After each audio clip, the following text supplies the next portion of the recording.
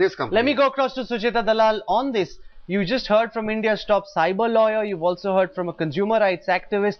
If there is no law, then how can customers be blamed and how can this company be blamed? They've come in, maybe they've sneaked in through the gaps of our legal process, but they've come in and there seems to be no law to stop them. That's what the experts are saying, Ms. Dalal.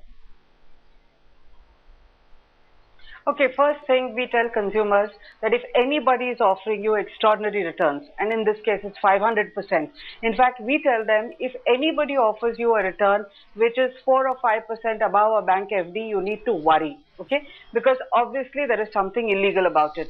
If this is okay, there are people who are getting emails which say open a bank account, I'll tell you which checks to put in and where to remit. It can get you arrested and put you behind bars. So a customer has to know what he is doing. It's not enough to say because there is a scheme, it's offering me returns, I'm going to get into it. They're supposed to ask questions. Okay, that is one. The second part is that this is all the investigation that we as journalists have done. That Speak Asia doesn't have a base in India, yet it advertises over here. It runs a pyramid scheme over here. Pyramid schemes are dime a dozen in India. They're constantly cheating people. The government is lazy, lethargic, uninterested in protecting people, which is why they've done nothing. But in Speak Asia's case, there are hundreds of things that they have lied about and they have violated. They have two Indian companies, Speak India Online. They have something called Tulsia Tech. They are importing software which they claim is for the survey, and yet that they are not using that software. So thousands of crores, or at least 1,000 crore worth of software has been imported through this company called Harin Ventures in Singapore.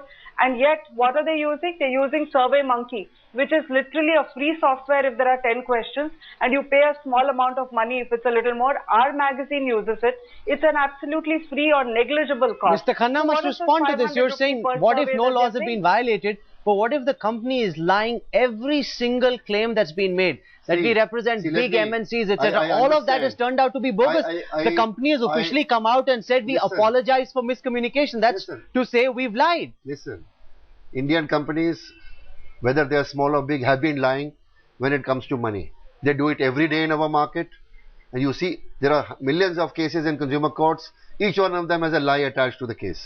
So let's not say that this is an exception. No. So are you saying if other companies lie, I'm not saying that. I'm not holding this for anybody. Just said that. I'm only saying what she is saying, that it is unnatural to expect so much % of return on investment. I agree with her 100%.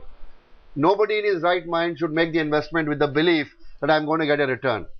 You may not get the return, and that is the realistic way of looking at it. But until you can build a case, the best you can say is there is misleading representation, which is unfair trade practice under the Consumer Protection Act. A consumer can go to a consumer court and say, this company made this representation for providing a service which is absolutely wrong, I want my money back.